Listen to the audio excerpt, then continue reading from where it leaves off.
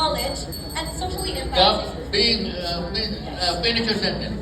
Yes. So to conclude my point, this does not only enhance an educational institution, but also positively impact the nation as a whole. Thank you.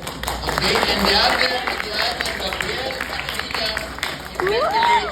Wow! Wow! go. Good day, everyone. Thank you, Ms. Gab. My question is, in your constructive speech, you told us that subjects in senior high school are redundant. Am I correct? Because we have already tackled all of them in senior high school. We are only tackling them in a specific or higher form of education in college, which I argue, should be implemented in senior high school in the refining. Are you informed that we have CMO 20 Series 2013? The enhanced basic education, correct? Right. Yeah. So they have created a memorandum in CO2 to fix the problem in senior high school that subjects are touching or are similar in senior high school. It means that not because they have similarities, it means that they serve the same purpose. Yes. Pero I was suggesting that we implement those units in senior high school to provide higher forms of education for those unfortunate ones who don't have the opportunity to attend to colleges. But senior high school and GE has different. Are you aware that GE and senior high school has different goals and objectives? Yes. Yes, of course. Then why should we put that? Why should we implement that senior high school should replace GE if they are not the same? Yes. GECs are redundant. My next question is that would replacing senior high school with general education would affect the quality of education of students and their employability? Yes, that is exactly my argument. Narrowing the gap between international standards. I would like to point out before that you have committed a fallacy. You have committed appeal to emotion to those people. All right, thank you very much. Now we call again on Gab Garcia for his constructive speech from the negative side. Honorable judges, distinguished guests, teachers, and to all of my fellow students, good day. Let me start with one simple idea.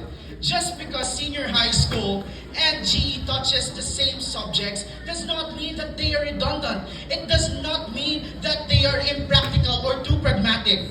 But it shows that in this proposal, it is inefficient. Why? First, we are not upholding our SDG 4, quality education. GE and senior high school, with combination of those two, provides quality education to us.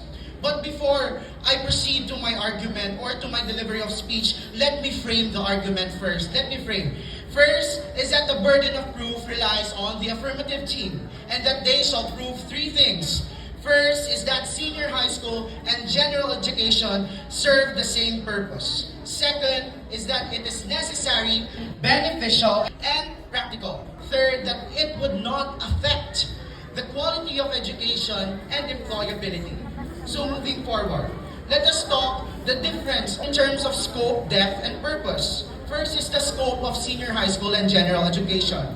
Based on Republic Act 10533 or the K-12 law, it teaches basic and fundamental skills. In CMO 20 Series 2013, it says that GE teaches higher level of college skills and prepares students to enter the workforce. So it means that it is not the same. Yeah. Second, the purpose. The purpose of senior high school is to meet the global standard, and that is why we have senior high school now. Second is that to prepare students before entering college and have uniform basic skills, while GE is preparing students to have economic role and to prepare them for the workforce. The depth. In Bloom's taxonomy, senior high school follows lower levels. First is remembering, second is understanding, third is application. While GE focuses on higher, like analyzing, evaluating, and creating. And we should fix the problem without removing general education. How can we fix this problem? First is let us build facilities. Let us build classrooms, equipments, and labs that will help students to be prepared to enter the workforce in college. Second is that mastery of lessons. Third is improve the system that we have right now and not remove GE. That will be all. Thank you. Wow! Wow! Wow! The other lang interpolate. Could you go back there? Gab. Go. So you mentioned that the SDG, or Sustainable Development Goals of the UN, number 4, invalidates our claim invalidates their 4th SDG, which is the quality of education.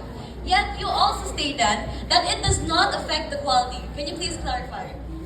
Okay, so when I talk about the SDG 4, it means that it is preparing students to have critical thinking, to prepare students to enter the workforce. And that is the purpose of general education, to help students. Yes! And it's really cited in CMO that it helps students to have college skills, critical thinking, ethical reasoning, and have civic engagement to people. Don't you think the implementation of that at an earlier stage is more holistic and more efficient in terms of our educational system? No, I do not, because senior high school has different goals and purposes than GE or college. Which proves my point. It is not. Not because it just touches some lessons, it does not mean that the complexity and the depth of the subjects are the same. Why did they reduce 63 units to 36?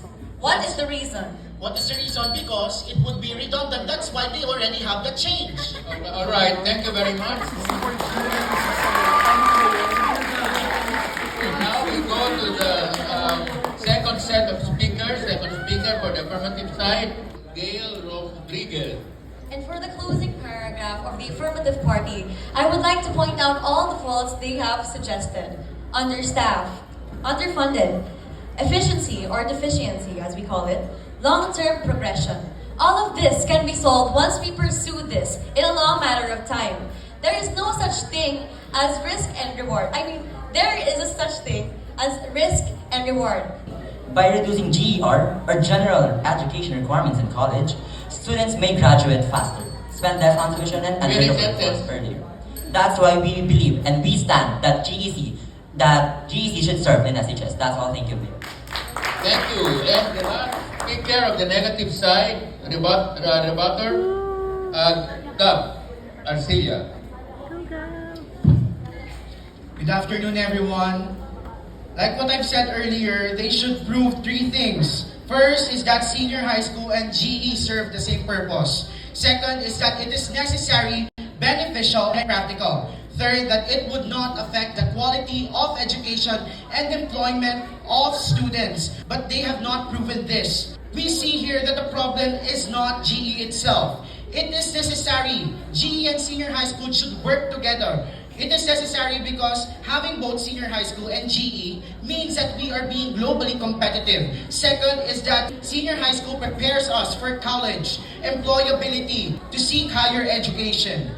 It is beneficial because GEC offers us greater knowledge and skills that allows us to adapt to a changing world right now. That's why we have senior high school.